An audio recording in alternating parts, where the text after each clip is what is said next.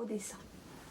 Alors, ce qui m'a amené au dessin, je pense comme beaucoup d'autres personnes, c'est d'abord la lecture de bandes dessinées, des univers imaginaires, et aussi d'avoir baigné dans un environnement culturel assez fort, que ce soit de la visite de musées qui permettent de découvrir des peintures, de livres. Voilà, c'est des choses comme ça qui m'ont amené à ça. Et puis de fil en aiguille, plutôt vers l'adolescence, quand à peu près tout le monde se cherche. Là, moi, j'ai commencé à faire du dessin pour moi, pour me faire plaisir, parce que ça me plaisait, et puis parce que j'en rêvais depuis tout petit, avec l'idée de devenir dessinateur plus tard.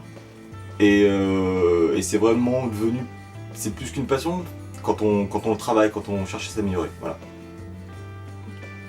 Et bien, justement, je l'ai su à l'adolescence.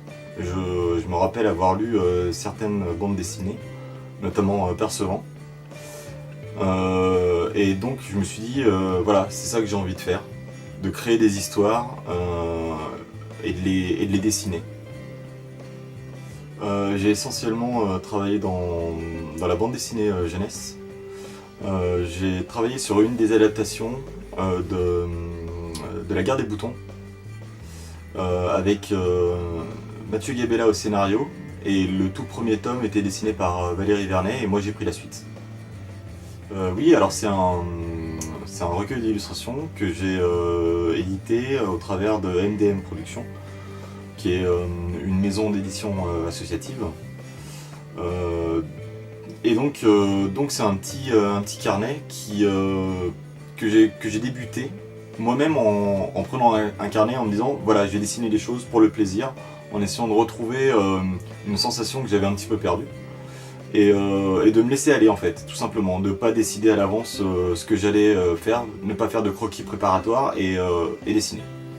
Et donc ça m'a plu, j'ai enchaîné les dessins et puis après on m'a proposé de l'éditer sous forme de petits livres.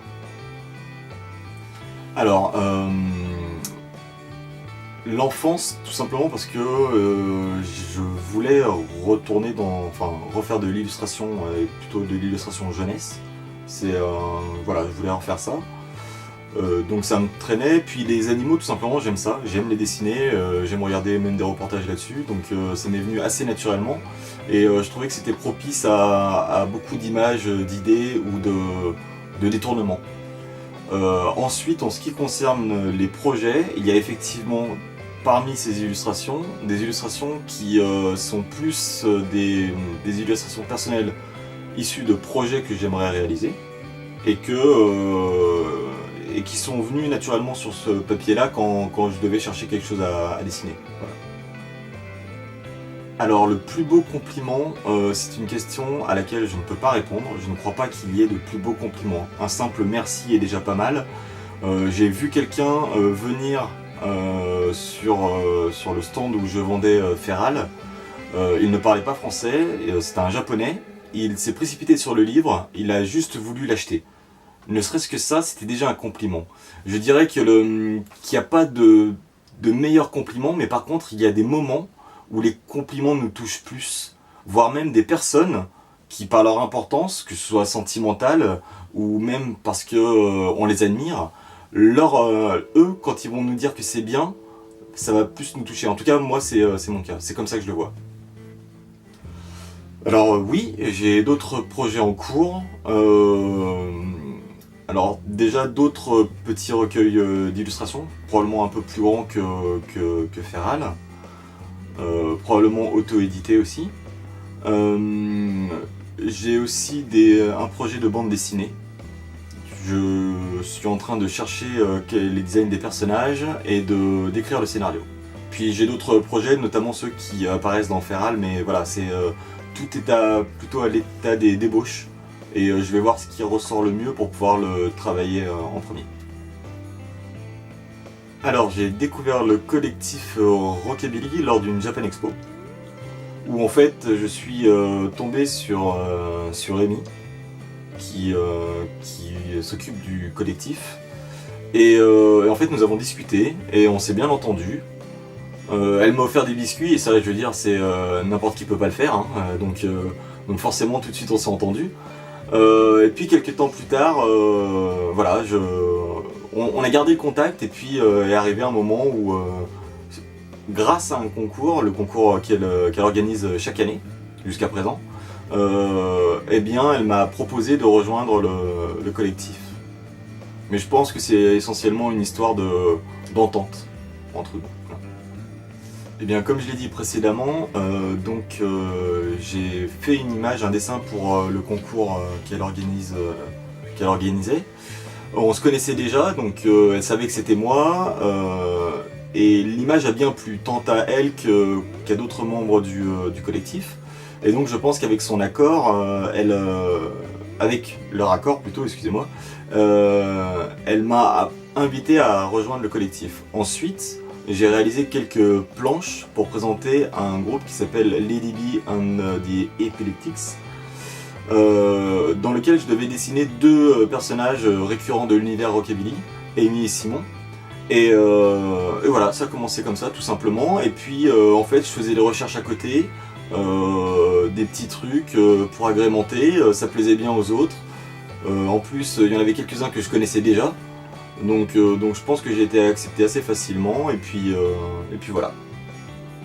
Alors oui, parce que le sillon était déjà tout tracé par Nig, qui trace des sillons, voilà, c'est son truc, il aime bien faire ça. Et puis avouons-le, c'est plutôt une place de choix d'être au milieu de plusieurs femmes. Enfin, moi je m'en plains pas en tout cas. Bon, Mig reste mon principal adversaire, voilà, faut le dire comme ça. Mais un jour ou l'autre, j'arriverai bien à me débarrasser de lui. Ouais. Les forces. Ah, alors je crois que les forces sont les membres en fait, tout simplement. Leurs efforts constants et aussi le fait que l'on s'amuse en faisant ces fanzines.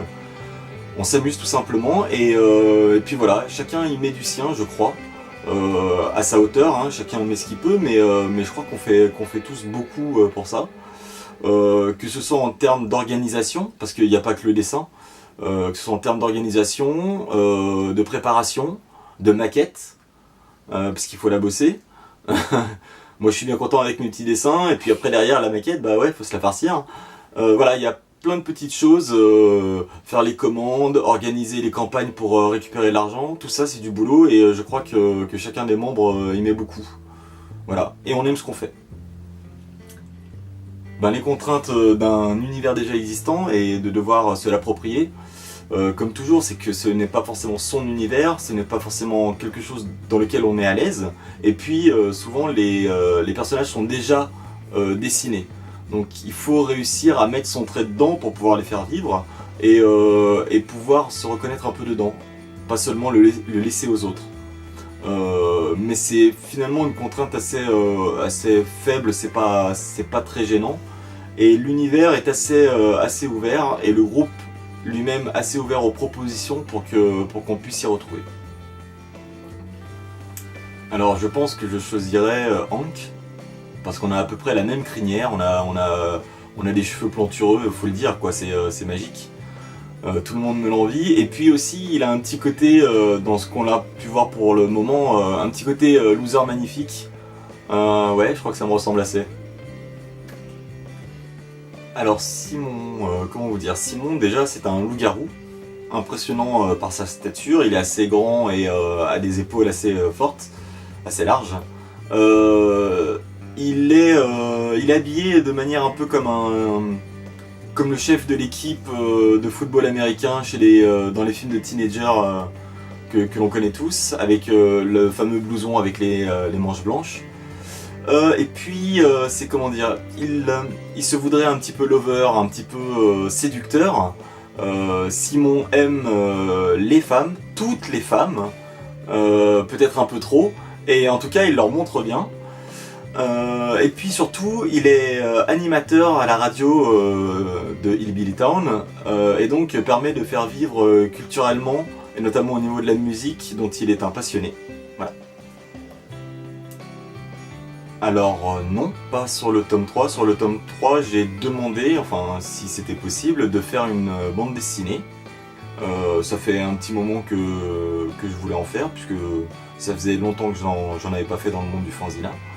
Et donc voilà, ça a été l'occasion de demander quelques pages là-dessus et ça m'a été accordé. C'était nul. Moi, ça me fait rire.